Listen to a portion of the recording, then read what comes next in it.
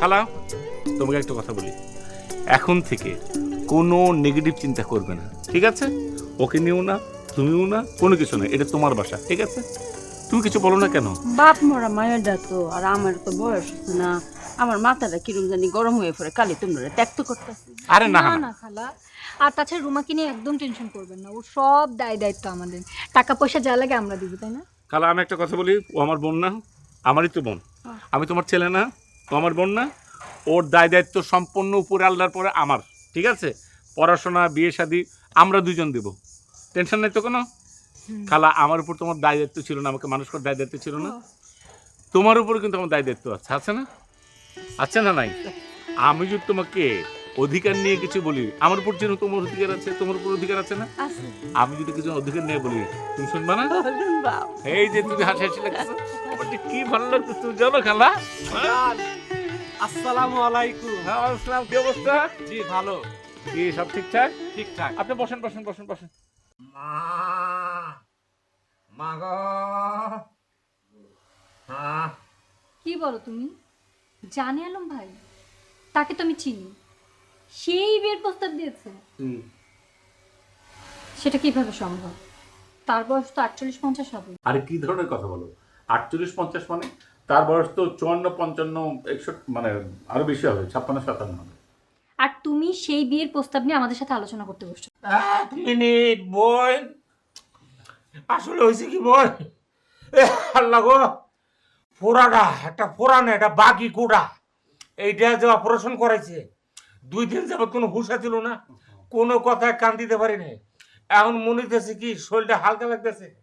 আচ্ছা নিয়ামুল, তোমরা কি নিয়ে জানি কথা বলছিলে বলো তো? আমি বলছি শুনেন, ওই দিন অপারেশনের পরে এই যে আপনাকে নিয়ে যখন বাড়ি ফিরতেছিলাম, তখন একটা লোকের সাথে দেখা হলো না? হ্যাঁ ওই লোক। ইয়েস, ওই যে কোকড়া, ওই যে স্টুপিডটা, যে আমাকে যে বলছিল যে কি ধরনের কথাটা, তো আচ্ছা আচ্ছা তুমি বলো, ওই সময় তাকে স্যান্ডেল দিয়ে চাপকানো দরকার ছিল না? আচ্ছা ঠিক। সে কি করছে কি? কি? মানে তার বয়সটা আপনার বয়সের কাছাকাছি, আমাদের মধ্যে তো আপনার বয়সটাই ওই জানেন আমার বয়সের।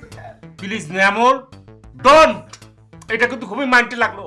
শোনো, এইভাবে কথা বলো না, শিলি ছুটে যাবে। আমাদের আশেপাশে কিন্তু লোক বসা আছে, কিন্তু এর চেয়েও বেশি বয়সের, কিন্তু বোঝা যায় না। সুন্দরী খাইতে উপরে ব্রাশ ফায়ার করে কালার মাইরা কি বুঝা। দুলা ভাই ফাজলামি করেন না তো। আর কি শুরু করছেন আপনারা?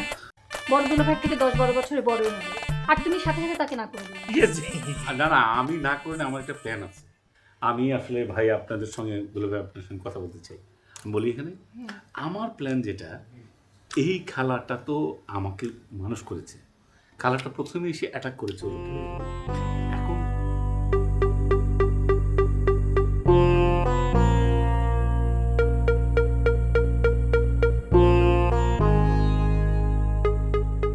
এখানে একটা ফয়সালা করতে হবে, যে যত বড় বদ তার পিছনে তত বড় প্ল্যান করতে হবে। বদের একটা প্ল্যান আছে, সব মানুষের পিছনে একটা গ্রিন করলে সেটার একটা প্ল্যান আছে। আচ্ছা, আপনি কি বলেন? না, আমার মনে হয় ঠিকই আছে, কারণ আমরা তো এই খালার ভাবে চিনি না, যদি খালার বিয়ে হয় না কোনো বা কি অবস্থা, যদি আপনি মনে করেন যে খালার একটা বিয়ে হইলো, খালার তো প্রায় সময় বসে হবে না। কিন্তু লাস্টে কোনো ঝামেলা হবে না তো? ইনশাল্লাহ কোনো হবে না, ওটা ম্যানেজ করা যাবে। দিয়ে আমার কিন্তু ছোট জামাই যেটা পছন্দ হয়েছে। শোনো, এগুলা তো চিনো না, এগুলা করতে করতেই বড় হয়েছি। সাবধানে আগাইতে হবে, মনে রাখতে হবে একটা বদ লোকের পিছনে এরকম একটা প্ল্যান করা হচ্ছে। প্ল্যানটাকে সাকসেসফুলি করতে হইলে অনেক হিসাব নিকাশ করে সাকসেসফুলি করতে হবে। আরে বুড়া মানুষের স্বভাব জানা, দেখছো? এইভাবেই ধরা পড়ে। কি সুন্দর পান মুখটা খেতেছে। দিবে আল্লাহ, এই বিষটা দেখো না গো।